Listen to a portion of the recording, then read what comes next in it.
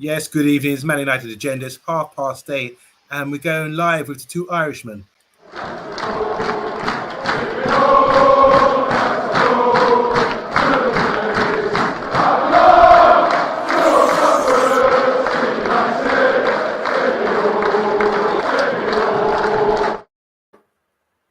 Yes, good evening. It's the Man United Agenda. My name is OMONDI Junior Forbes. How you doing, guys, out there in Man United Agenda world?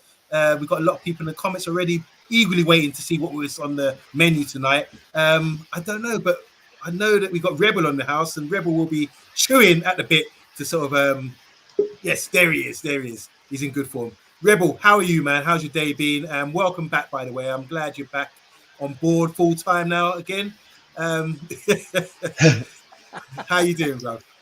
Yeah, can't complain. There's a big event on Sunday, but we myself and Pat can discuss that after the show. But in terms of Manchester United, it looked like it was going to be a fairly quiet day in the news front. And then, as per usual, an hour before the show starts, all this bare news starts coming out in the papers. And it's up to us now to try and dissect the BS from the fact and see what's going on. But lads, it's going to be a jam-packed show. There's plenty of rumours anyway to keep us entertained. Good. You got plenty to chew on. I'm glad. I came on here thinking we're going to be having a drought because, the news goes, we get news about Frankie de Jong every day. But luckily, we got some new ideas, and we got the creative force in the house as well. And that would be our man, Pat Lawless. We had a little conversation today, and it's like, this guy is a genius. When it comes to brainstorming, he's a man with a plan. We should call him Hannibal. Out the 18, you know what's going down. How are you? I'm good. I just lost my little cigar, you know. You love us when the plan comes together. I'm good. I'm enjoying the hot weather at the moment, like everybody else. As you can see, we're all sweating here. Yes. You excited about the show tonight because of the content which you created? All right. Do you know what? It's just something that's been playing around in my mind for the last while. We've so many people coming back from loan. We've so many young players, and we have so many players in our team that can't be complete write-offs. They have to be able to be turned around and made back into decent players, because some of them were decent players before. They can't all be a complete write-off, and this show is not all about slating people. So let's give them a chance and let's see if we can put them back into the team. That's a great idea, and I think we're going to thoroughly go through it today. I'm really excited about tonight's show, especially about the idea about certain players that we'll be talking about. And finally, welcome to the Man United Agenda, and that'd be Mr. B. How are you doing? Late. All right, you're forgiven. Any reason? Do you want to tell us a story? Were you road rage or what's going on? No, I'll yeah. I just apologies.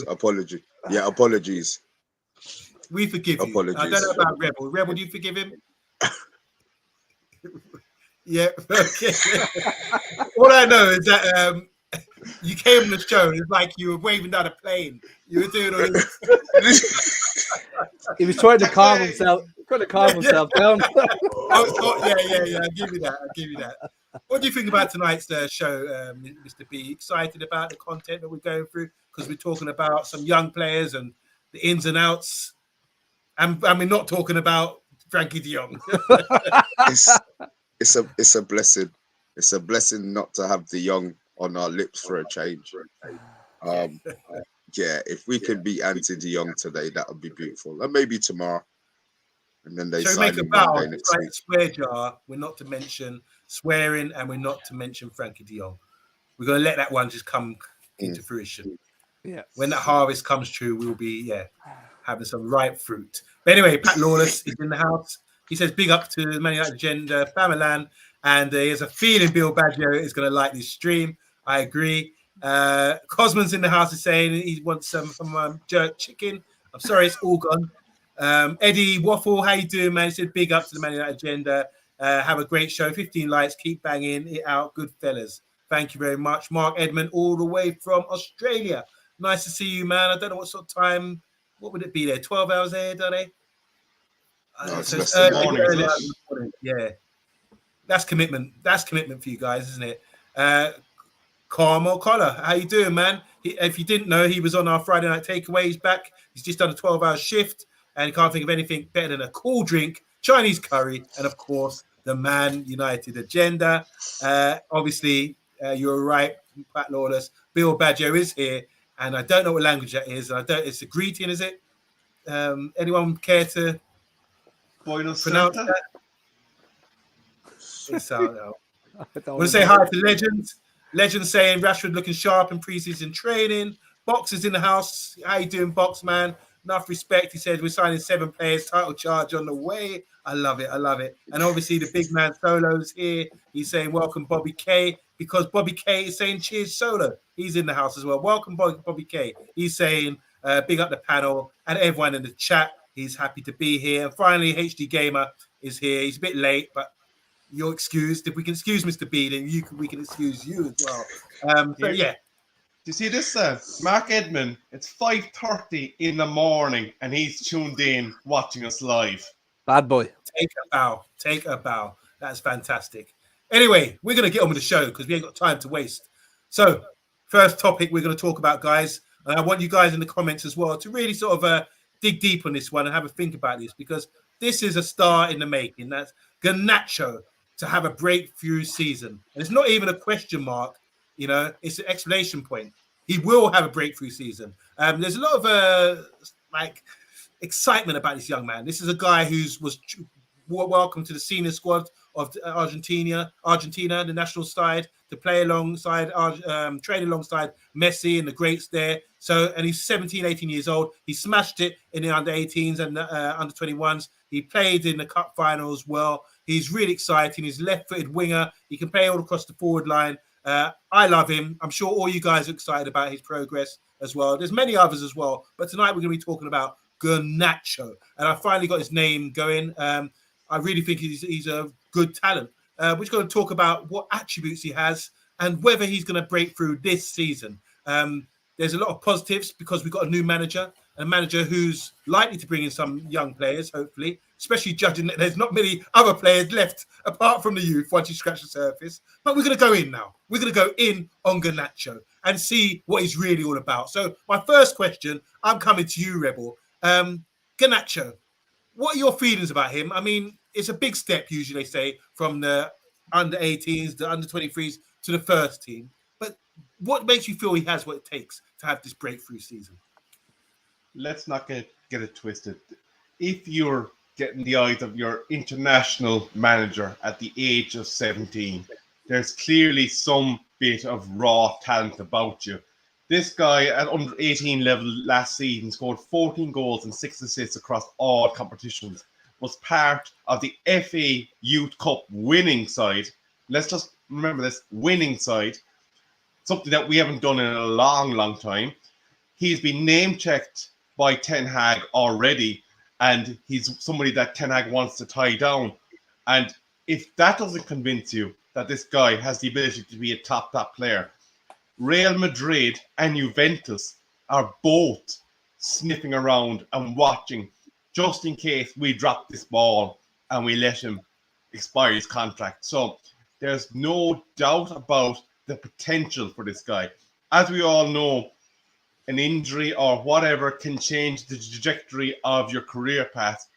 But looking at it on the base level, this lad has all the talent, has all the ability. He just needs to be polished, developed, and absolutely looked after through his development. And he could be the biggest thing at Manchester United since Wayne Rooney. Mr. B, what do you think that the major issues would be for young players coming into the first team and playing against men, from going from boys to men? Do you think, is it physicality? Is it fear? I mean, what would be the main factors for you? If we could, yeah. Thank you.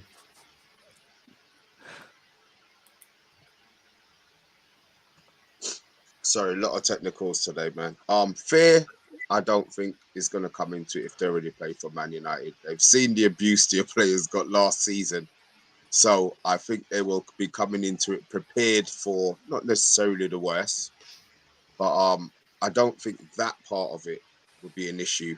the physical side definitely, but then it probably depends on what position they're playing as well. Obviously, if it's a central midfield position, you've probably got a lot of issues with physicality. But if they're out wide, to a certain extent, I'm not saying it's not going to be as important, but you've probably got more space. You're more likely to be one-on-one with an actual defender. So it's not so much about the battle. It's more about maybe the one-on-one battle more than the physical battle. I think youth-wise, I don't think there's going to be an issue. There was one thing that I did want to say. He has actually spoken to Nick Cox, the head of the youth academy. Yeah. And he's already asked for a detailed report on him. So I do believe that he is the one, along with somebody else that we'll probably talk about as the show goes on, who he's actually asked for information about. So Garnacho, I'm so glad. It's about time. In a season of utter disappointment, it's nice that as soon as you mention his name, it puts a smile on our faces. I don't think it's an over-exaggeration to say that he has been the one and only shining light for us this season, really, to be honest. Wow. I'm coming to you now, Pat Lawless. Like with Garnacho, I mean, it's very. I'm sort of trying to shuffle through my head how many players at that sort of age have made the breakthrough to first team football like a duck to water. I'm thinking of Michael Owen, Ryan Giggs, Greenwood even stepped up. There's not many. They usually have to sort of develop, go and learn, like we've seen with Lugana. So what makes you think? What sort of attributes does this kid have to make you think that he's going to have a breakthrough season? Well, he came to us from Atletico Madrid in 2000. 2020. He's only a kid, and he's not that old. Young looking for his age. But he came in 2020, and he's only here 2 years.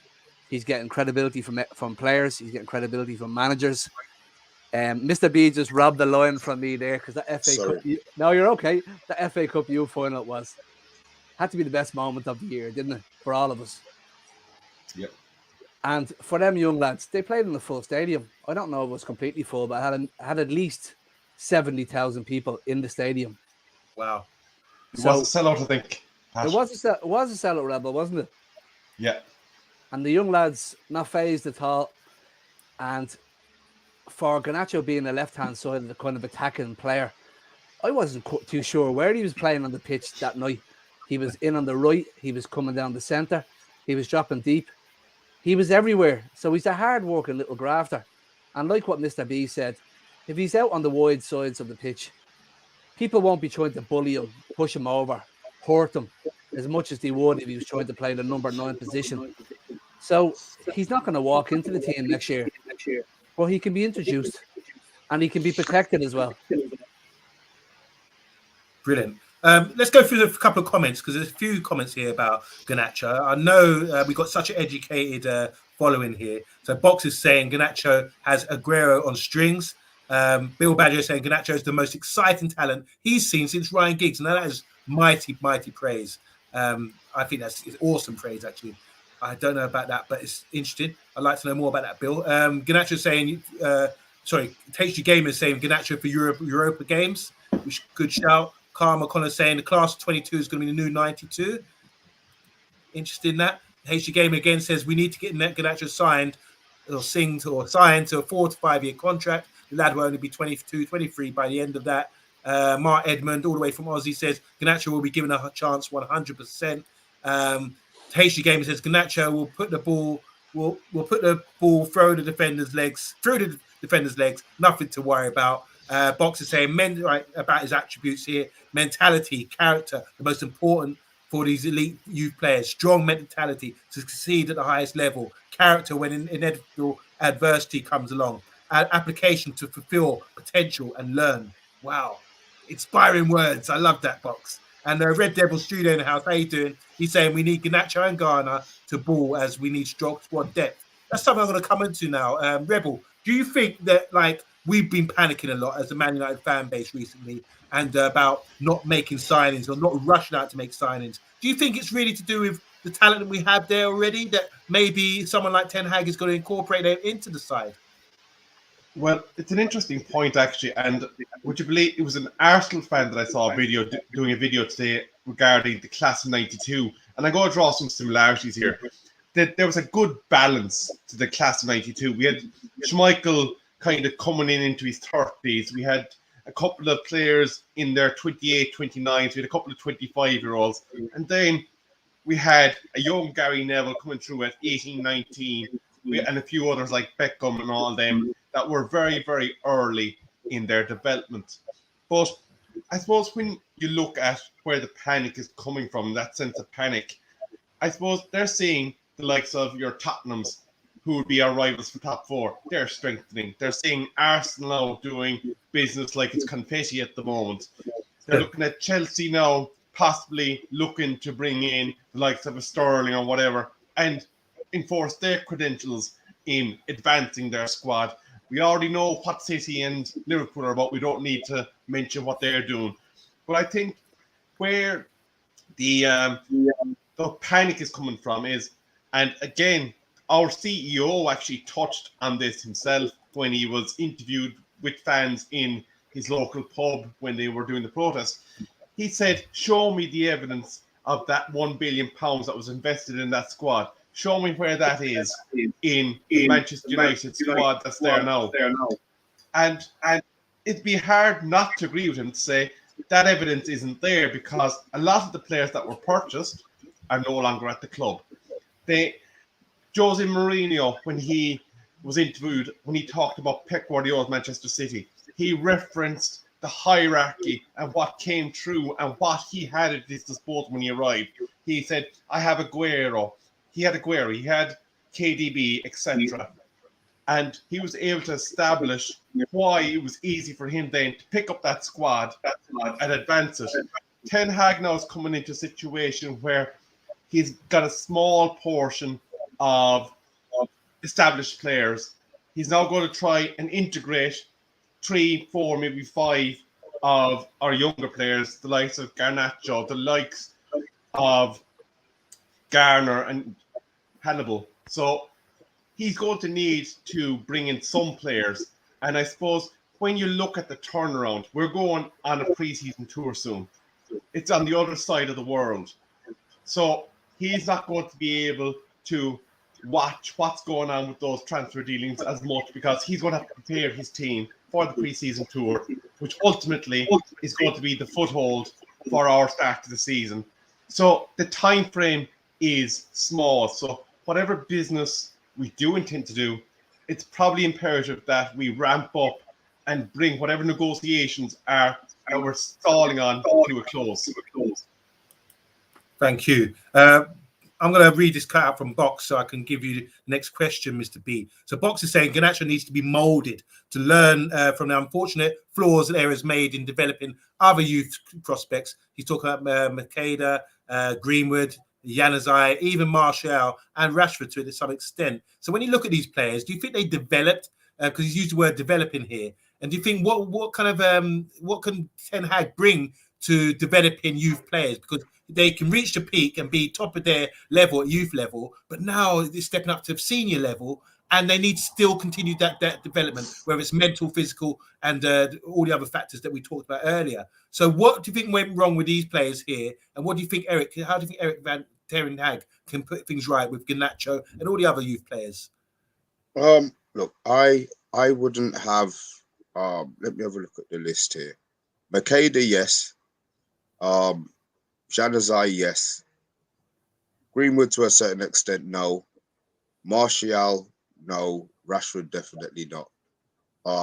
I think the lack of coaching, we all understand that Oli was a superb liar and a great hype man, but tactically he probably wasn't the best.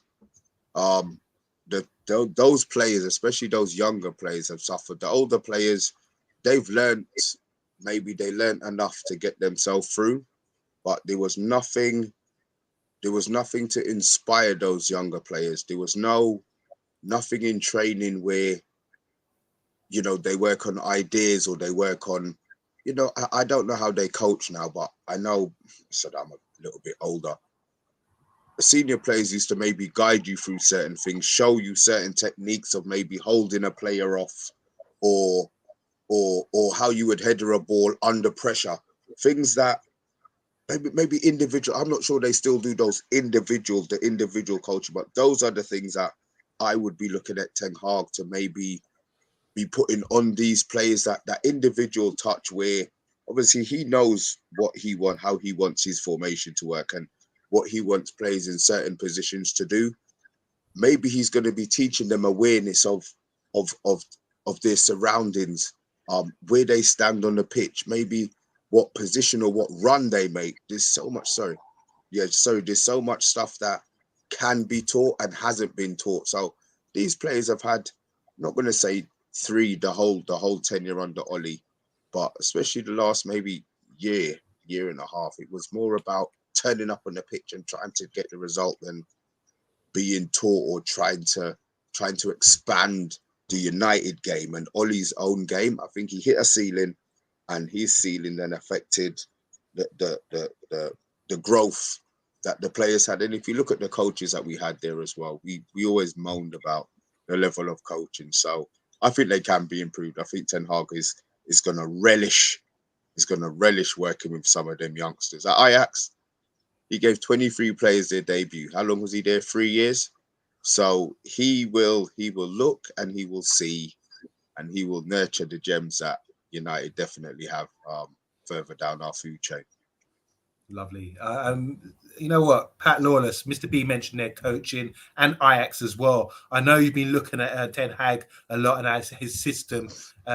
What do you think? Why are Ajax so successful with like this conveyor belt of youngsters coming through? I know that's they make themselves kind of sustainable by that, but players like Timber and Gravenberch and all these guys have come through from a young age and really developed. And these are the only two players in the last recent years. We can list off thousands over the years, from Ajax coming through. So what is it so special about Ajax? Why do they give these youngsters the freedom to express themselves and progress as players? Whereas in England, for example, some players just don't seem to make it, and they drop off and lose expectation and drop off and come down in lower leagues and never really make it. What do you think the difference is? What makes Erik ten Hag and Ajax special? And the difference at Manchester United that I'm hoping Erik ten Hag is going to bring is the same thing that we've missed since Alex Ferguson left, and that's a standard. You walk to a standard, you play to a standard, you train to a standard. Now, I don't think we've had that. I just think we've been cruising for the past 10 years since Fergie left. Now, Erik ten Hag's going to come in and he's going to implement what he wants. He's going to be all over the youth system. He's going to be all over training. He's going to be all over watching fellas from their lifestyle. He'll probably be watching their social media, everything. And he won't take any messing. And when we do fall victim to one or two players are going to get booted out, and they might be youth, they might be senior, you'll see a lot more players drop in line and stand up and pay attention and follow suit, because I don't think that's what we've been doing for the last few years. And I think the only time out of them players that Bach mentioned was the best years we had Martial and Rashford. Now, I know Rashford played well the following year, but it was under the guidance of Louis van Gaal. Yeah. And he besides Jose, because we all know Jose isn't well known or respected for playing the youth, but just out of one manager, out of all of them managers, the only one who is the disciplined manager who plays the youth just happened to be the one who got the best out of Rashford and Martial. And he got very Cameron Borwick Jackson, was it? We call him Cameron Beckham Jackson. Right. He was excellent the year that Van Gaal was there. And then he went out on loan, never heard a thing about him again. So it's down to the manager. And I'm hoping when Erik ten Hag comes in, he's going to change things. And that's what's going to happen. This is an open question to all of you guys now. Just whoever wants to dive in first on this one. Just going to ask this question because I want to know as well. I'm trying to wrap my head around this one. So I saw a comment earlier saying about, he's an exciting talent. Let's keep him at the club till 2022. Sign him on a new contract. There's risk to all this kind of thing. We signed Martial on a huge contract at a young age. Rashford's on a big wage as well, first team wages. We had players like Angel Gomez who demanded that he felt he was ready at that sort of age to step up. And they said, no, you need to calm it down. And he ended up leaving. The same happened with Pogba first time around. He felt that he was more than ready, probably training with the first team and doing things in training where he felt he was more than ready. So how do you keep these young players hungry? Because with all the attention, I'm sure Garnacho's tuned in right now, watching his favourite show and thinking, they're talking about me. I'm getting all this attention. But how do you sort of keep them hungry? And what sort of factors do you have to use to sort of keep the player on board and without getting their ego getting out of hand? For example, Greenwood, apparently his ego was all over the place. And Rashford as well. He's sort of plateaued, hasn't he, as a player? What do you think? We made mistakes in the past. Throw it out there to anyone in the comments and anyone on the panel. How do you think? Yeah, money, is that the motivation? How do you keep them hungry?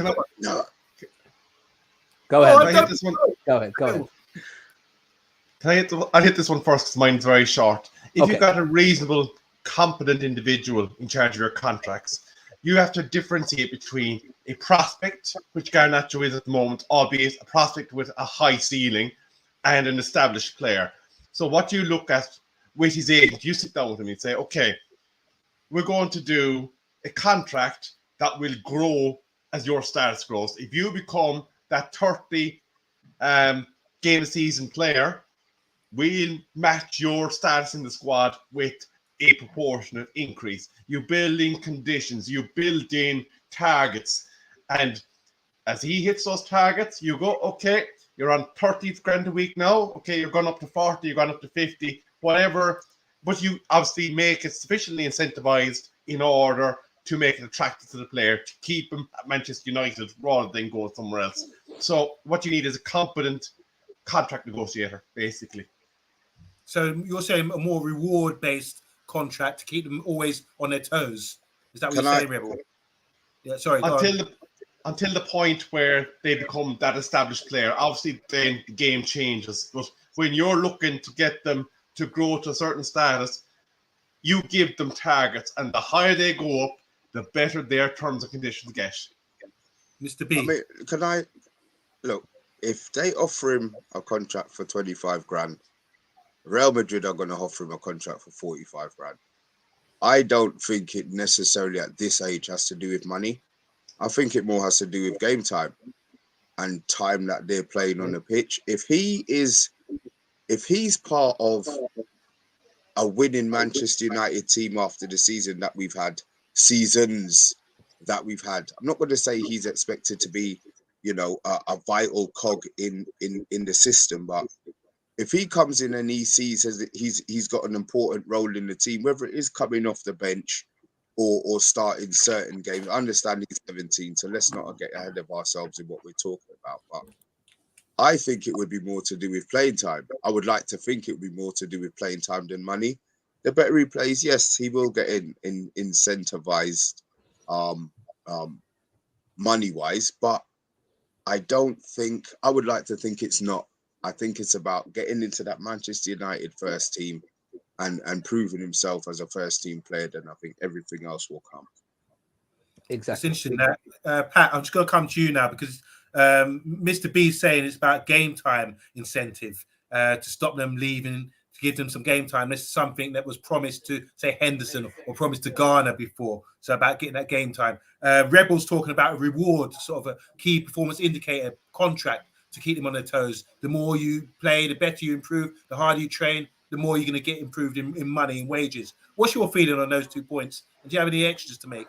They should be sat down at the very start of their career and told, when it comes to money, when it comes to playing time, you'll never have to be asked for it because you'll be given it when you deserve it, and that's the bottom line. It should be no more, no less. When you deserve it, you'll be given it. And if he's playing for Man United and all of a sudden he scores 30 goals a year and he's not getting the money, well, then he deserves to leave and go off and do what he wants. But until you earn the right to play every time and get that kind of money, you shouldn't be given contracts like Martial. Martial was made a millionaire before he kicked the ball. Yeah. Very good points. If I was made a millionaire at the age I'm at now, I wouldn't know what I'd do. So imagine being done at 18 when you've absolutely no brain. Can we throw out some names of players, other players who are great youth prospects who probably went downhill because of contracts, because of ego, flash cars, the fame? I'm going to say who's the guy from Barcelona, Dembele. He seems to be playing video games late at night, going to nightclubs, that sort of thing. It still happens this day and age, doesn't it? Can you name some other players who've gone off the boil? Young players that have really failed? Who? Morrison, the guy that left in the Yes, at the same time. great example. Ravel Morrison. Wow, Ravel Morrison, yeah. That is a great. What went wrong with him, do you think? Because he was super talented. Where did we mismanage him? It was an attitude issue for me. I think he wasn't man-managed properly. He wasn't kept grounded, and unfortunately, he started getting an ego. And when you get an ego, Box has mentioned another classic, Balotelli. These guys, supremely talented, but can't be kept grounded enough. I think that if you don't keep some of these players grounded, they will escape out of the paddock. Does that mean making them shine boots again, getting them in cleaning boots, or sort of humbling them in that respect, Mr. B? Omondi, that generation, it's gone. Yeah. You can't. They get free boots. They get free boots from the age. As soon as they sign that night contract or whatever, they've got boots. They ain't worried about cleaning. They ain't even going to clean their own boots, let alone clean somebody else's. They have to earn the respect another way. They'll be talking about slave labor and all of that shit now. You get all of these people, I don't think it will be allowed for them to be cleaning boots nowadays. Yeah. They'd have to earn their way somewhere else, another way. Before I go to the comments, then Pat Lawless, got anything to add to this? I mean, it's just when we talk about failures. When we were watching the likes of the class of '92 come to Manchester United, I don't know if anybody's remembered David Beckham's interview, and he said when Alex Ferguson approached him, Alex Ferguson approached his parents first to gauge his parents before he gauged David Beckham. Right. So Alex Ferguson, he went to see what their livelihood was like, how they were being raised. Now, that doesn't mean they can't be raised if they don't have parents either, but it's usually a good indication of the attitude of the young man as well. And unfortunately for Ravel Morrison, his own personal life didn't go the right way for him. And look, it can't go right for everybody, you know. And he's openly admitted that as he got older. And it was unfortunate because he was one of the most talented people that we've ever seen in the club. He can have it all, but you have to produce it in the end. So yeah, so it's obviously culture's changed these days with young footballers. Do you think it's about playing catch up now? The football needs to step it up and understand how to push these buttons and get the best out of these young players now. And with new techniques, not cleaning boots, as Mr. B said, it's all changed. But find some other ways to sort of motivate them and get the best out of them. What are the best examples lately? When you look at Phil Foden, do you reckon he was brought along nicely? Because there's a period of time when Jadon Sancho decided to leave because he wasn't going to get the game turn. But Pep Guardiola said to him, continue, you'll get your time, and develop him at the right pace. Is that what it's all about? Well, what you have to remember actually with Phil Foden, correct me if I'm wrong, wasn't there an incident on international duty with him, and that brought a reality check to the way that his career was going? And I'd imagine when he got sent home from international duty, first thing that happened was Pep was like, office now. And he sat him down and he goes, your career can either go this way or that way. It's now upon you to decide what trajectory you're going. And if you choose option B, you won't be at this club. Yeah. Is Phil Foden a good example of someone who's come good and still developing? But do you think that's a good example of how he's been managed? He's a very good example because he made his mistakes, exactly what Rebel just said. And you can't knock anybody for making a mistake and then coming back and keeping his head down. And since that time, I don't think I've seen anything. I know there was a bit of an altercation that when he was at a boxing match or something like that, and his family got involved in the brawl. But you can't control everything. Like, Mum, stop it, Mum! Don't embarrass me, Mum. But it's ironic, isn't it? Because Phil Foden was two talented players, Greenwood and Foden, and they were both caught up in something. And you can see how their paths have gone on now. One's decided to put his head down, and the other one has still got himself into a bit of trouble, you know. So it's interesting. Now, I want to go to the comments before we move on. because we've got plenty to talk about. Rob Norman is saying the Irish are taking over the Man United agenda. Is that true, Mr. B? We're still here. Exactly. I think Not Pat yet. will probably agree that this covers it. Chucky Gerlaw. And guys, if you're struggling and you want subtitles, just let us know.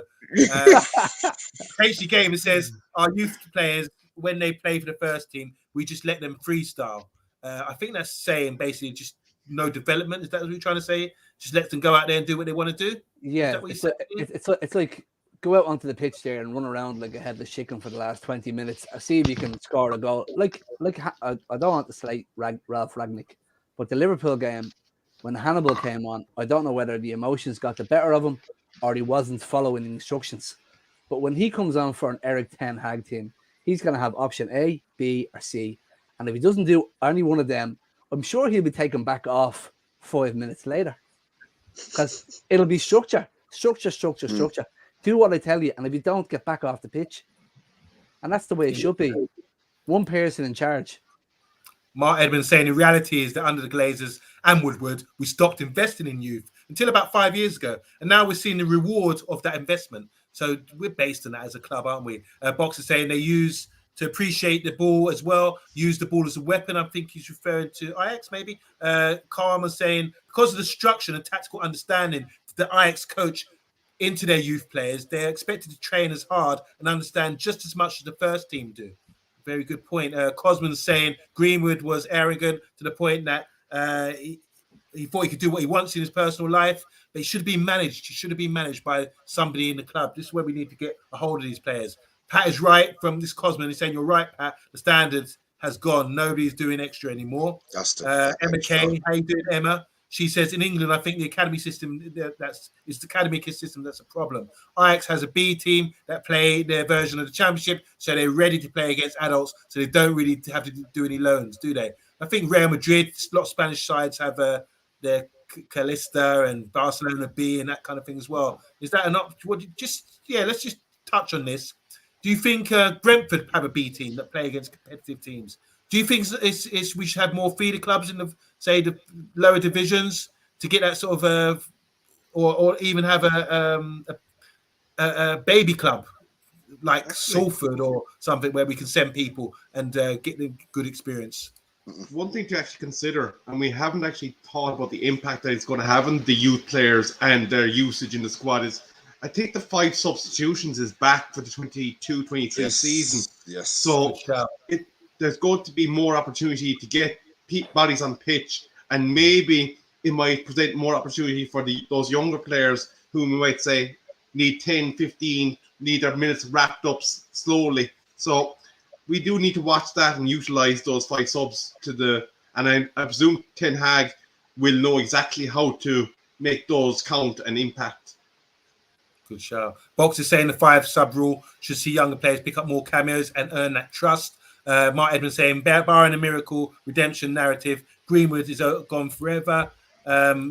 Few more. Mark Edmonds saying, game time and reasonable money is the key to producing good youngsters. HG Gamer saying, when watching Garnacho, I thought he was greedy with the ball, though. So that's something he can't afford to do under Ten Hag for sure. Emma Kay again saying Brentford scrapped their academy mostly. They have a B team and they grab players from there. That's a great shout. Badjo saying we can't guarantee game time. It's on the player to perform in training. And final point here, I was going to say hi to the Irishman, another Irishman. Nothing wrong with the Irish takeover, says Paddy.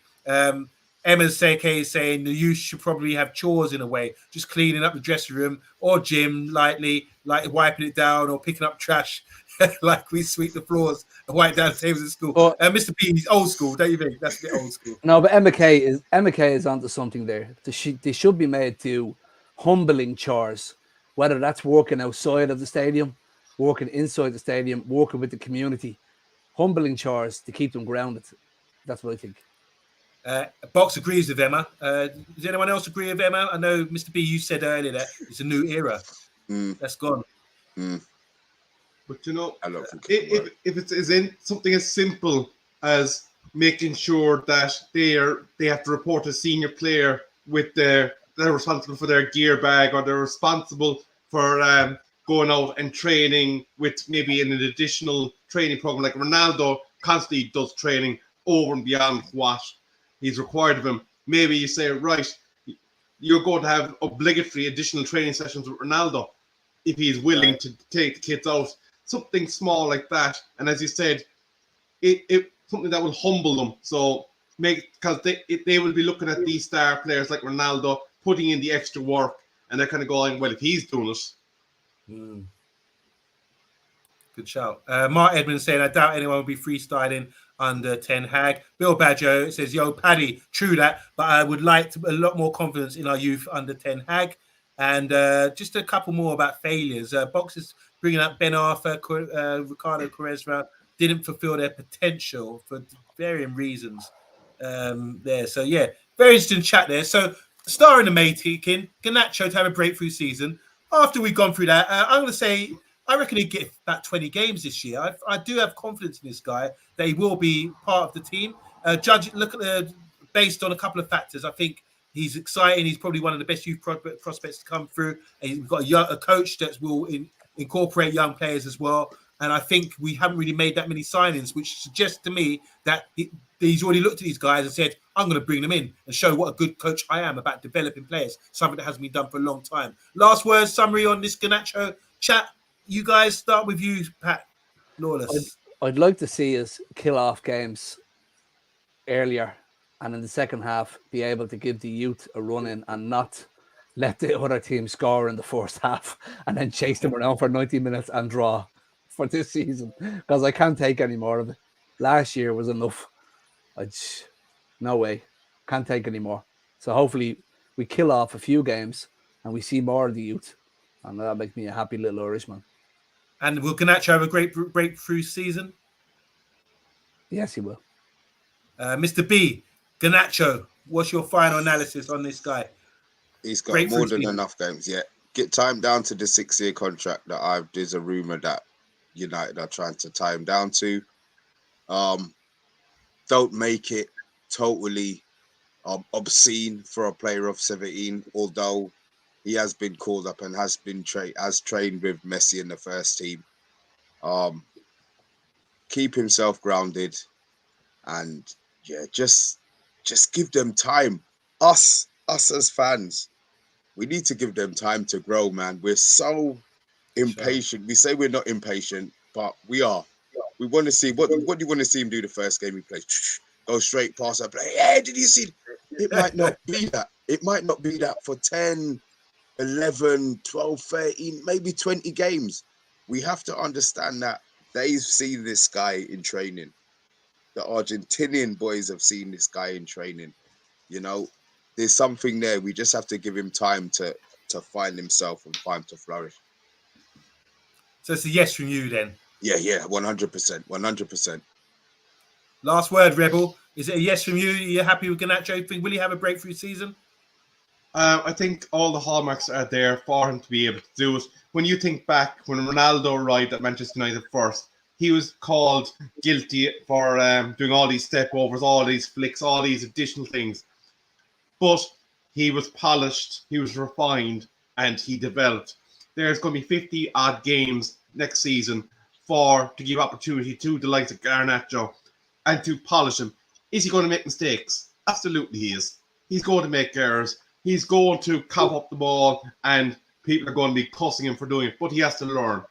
And there's ample opportunity and game time available for that to happen. And as Pat said, kill the games that can be killed. We're going to end up in battles. There are going to be games that it will not be possible to bring on the youth because we will be in a fight and we will be trying to get across the line and get something out of it. But there are going to be absolutely plenty of games for players like Garnacho to break out, and Garnacho will break out. Not only that, I predict he will have 10 goal involvements, either by goal or assist. Hold the phone, as TalkMU would say. Wow, stop the press. That is something. That'd be fantastic, actually. I'd love to see that. But we're going to move on now. Transfer rumours. We love this part of the show. But I've just got a bone to pick with somebody. Whoever wrote this put De Jong in, and we promised we wouldn't mention this guy's name. We don't want to talk anything about De Jong anymore. So I'm going to pretend I didn't even see that.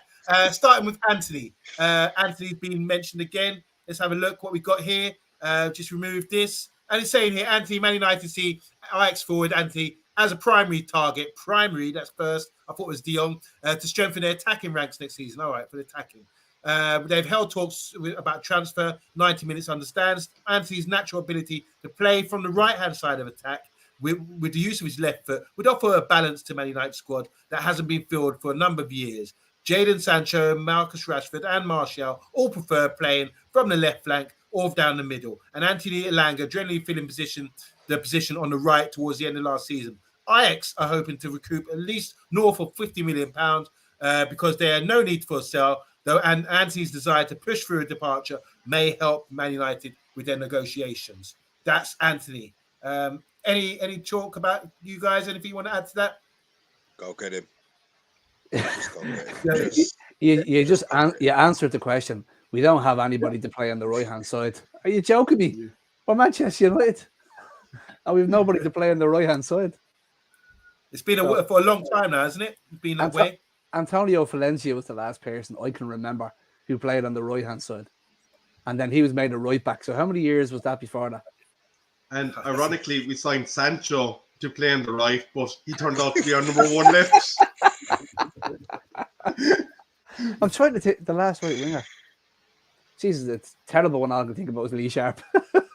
I think Amad Diallo is left-footed. Him sort of, I feel see his ideal position being the right wing, and then also we know Greenwood was a striker, but they started him out on the wing as well, and with cutting in with his left foot. So we do need someone in that position because we're definitely short, and definitely someone with a left foot as well. Emma Kay saying Sancho doesn't really have a preferred side. He said that so himself. And moving on to the next one here, randomly. Ivallison, he's a Porto striker. We'll be looking the other day. The agent on Man United to challenge Brighton for Porto's Ivallison.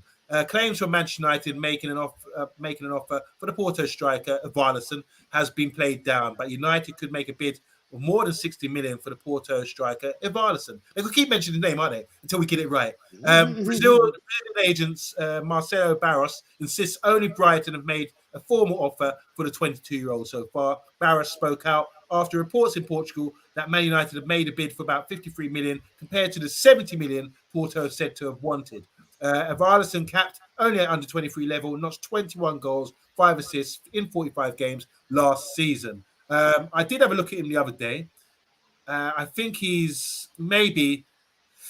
I'm not sure about this guy, but what are your thoughts? Have you guys had a little sniff around and had a little look on Ivallison? What's his name again? Ivallison. You got me. Well done. I'm usually quicker than that. Very good, Here's the reality check for me. Like, when you think about it, right? We're being linked with him, and so are Brighton.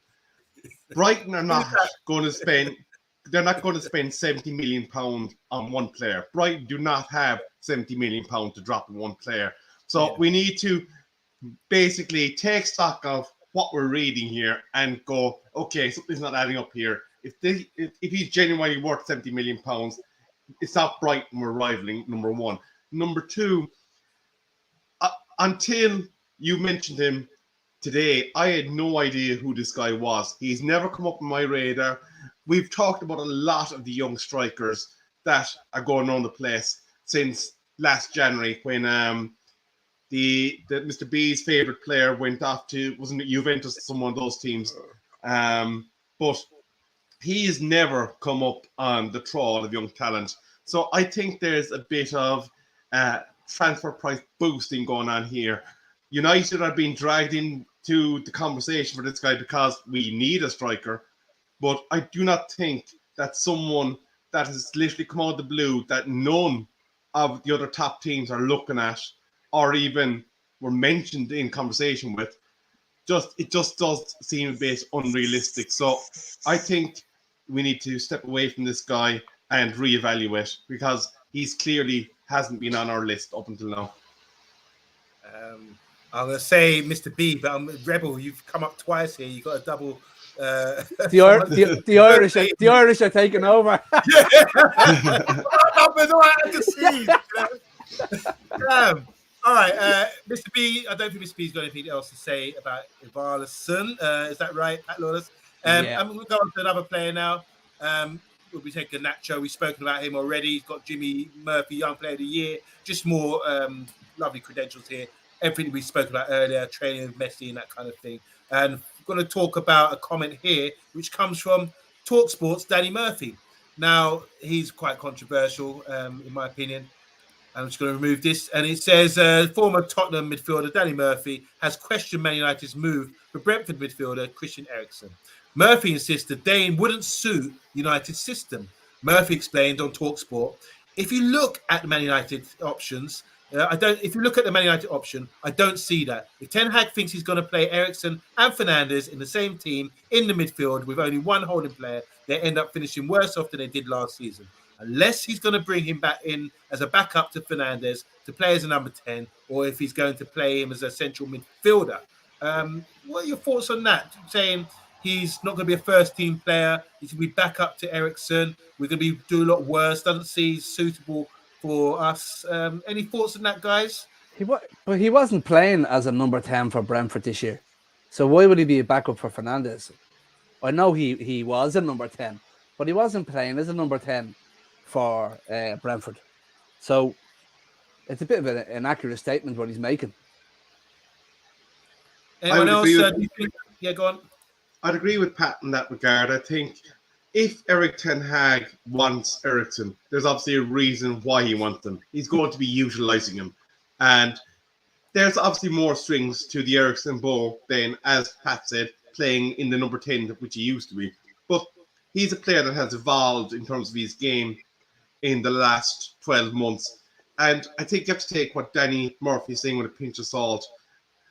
It's quite possible that we're actually the only game in town at this point for Eriksen, other than him staying at Brentford.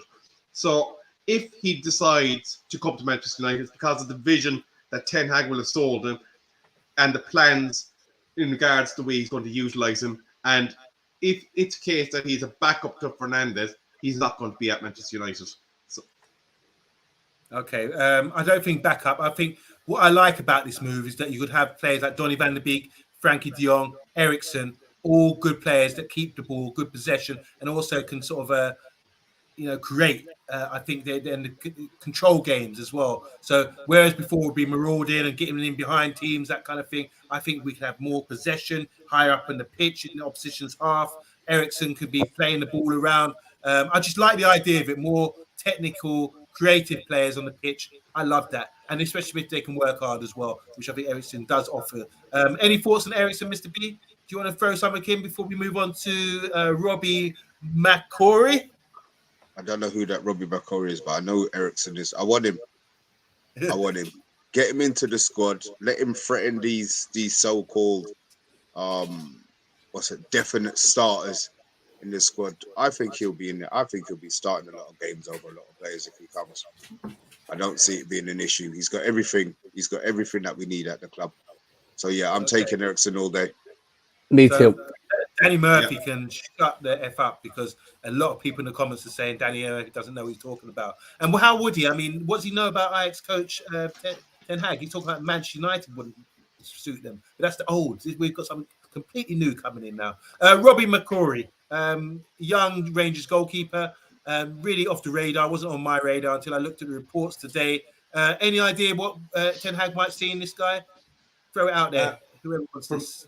From feet anyway. And distribution of the football on Monday, being able to play high up the pitch.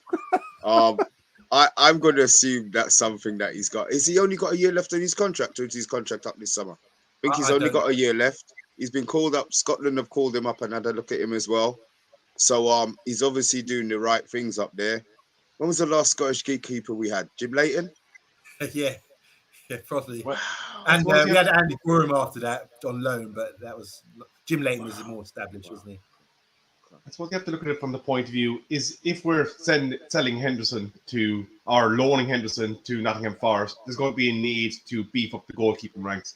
There's two keepers that we seem to be mentioned in conversation with at the moment. One is the McCurry chap from Rangers, who's a promising young keeper, and the second one is Bachmann, who was, I think it's Watford, isn't it, or some one of those teams.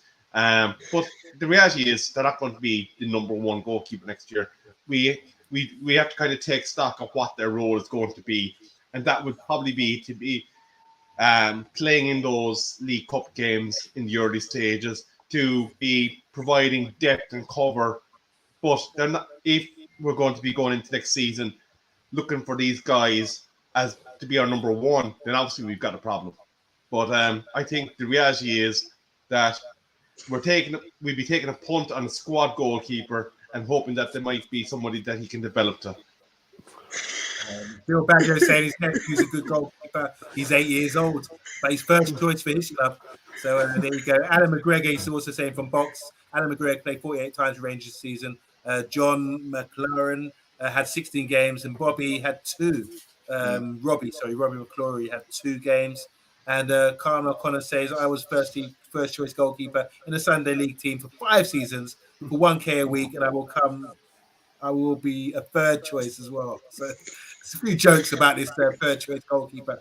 Last 2 ones, talk about the Hoffenheim left back and Bachmann as well. So anyone want to talk about these guys before we wind up? Raum. How do you say his name? Is it Raum? Is it Reem? How do you say his name? But look, anyway, it doesn't matter how you say his name. For a left back, 11 assists, which is finished 5th in the Bundesliga, and 3 goals. For a left back, oh yes, please. His strengths, key passing is very good, yeah? Crossing, holding up the ball, passing, long passes, taking set pieces, dribbling and concentration are all strong. His only weakness, and this isn't according to me. I've been on. He gets Google. seasick. For a left back, his weakness is tackling. So of all of those, I know OMONDI, you keep saying, defenders don't need to tackle, but going forward, I think this geezer, he will cause a mess. But he doesn't stop running. He does not stop running. He's had the most sprints in the Bundesliga, 1,058, and apparently he doesn't stop. He's like Johnson. So if that's somebody who we can, but I don't want to big him up too much because I know it's going to happen.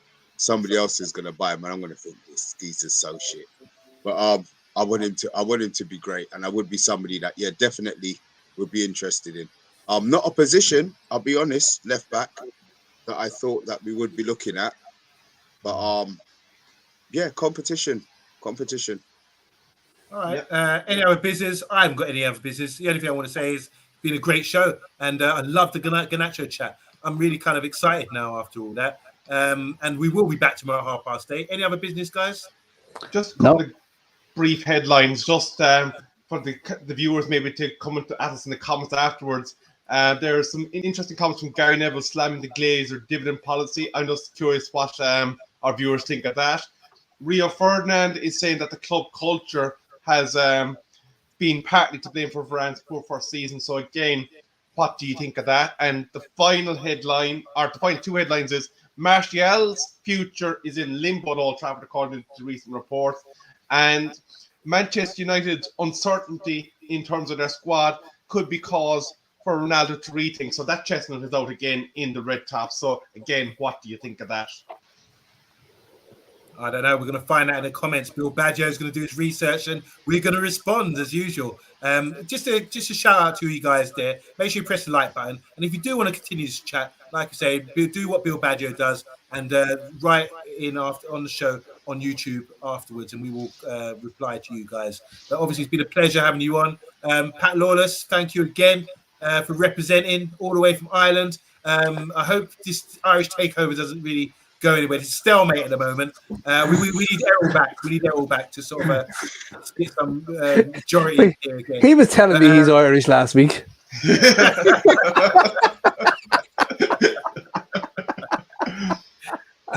So, is there a thing about Irish? Do you think the majority of Irish fans are Man United or are they Liverpool? Big Liverpool, big Manchester United following. There used to be a massive Aston Villa following as well. Back when the days of Ronnie Whelan and Steve Staunton and Andy Townsend. But not as much. Coming back, but not as much as he used to be. Okay. Mr. B, do you ever think? Sorry. You Do you want to man, yeah. Oh, no, I won't say it. What are your thoughts on tonight's show? What are your thoughts on tonight's show, Mr. B? And are you going to tell us? Are you going to do the big reveal as to why you were late? I'm itching to know. No, Tell the viewers. no, I'm not telling the viewers. I will put it in the private chat. I will He was put it in pitching the a private loaf. chat.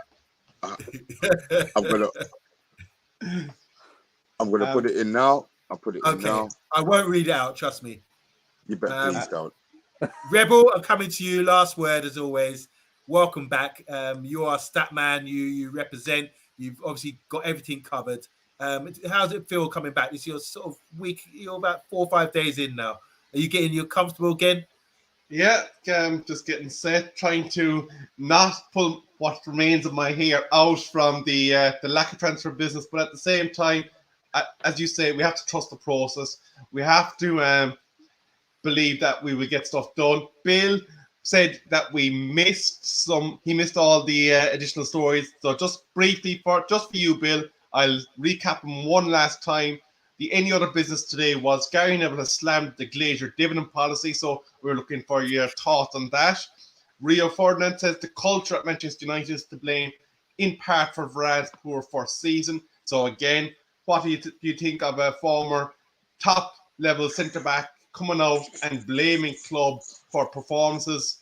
And finally, Ronaldo has been brought back into the red top, and he could, according to these reports, rethink his United future. This is probably a bit of a pie in the sky. I want to sell papers, but again, do you think there is sufficient uncertainty at United that might cause him to think that? There's a few questions to think about there, guys. Let us know what you think. And obviously, we'll be back tomorrow, 8:30, hopefully with some more regular faces and hopefully a bit more majority us guys, the originals. There's actually you are taking over. There's a question from Mr. B here. Vincent wants to know, where is the forfeit? You were due a forfeit, he's saying. He did. He did. Didn't you wear? Oh no. No shit. You didn't. We didn't, did we? Vincent's just stitched you right up there, man, because I thought you did. You're gonna see Vincent get kicked out of the group chat now. Where's the mod? Even like this. Where's the mods when you need them? We did. Vincent, thanks for reminding us. We will work on that. We'll do that. Thanks, Vincent. Thanks a lot, and thanks to everyone in the comments. Really good comments today. I really liked it, really enjoyed it. Box and all you guys, you know who you are. Bill Baggio and the brothers, Annie Herbert brothers, The Herbert brothers, yeah. Everyone else who contributed today, Emma as well. We thank you so much for tuning in.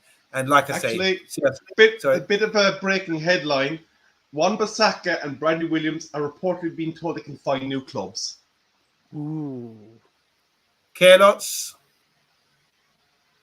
How much money are we gonna get for Meh. that? Mr. B loves his money talk.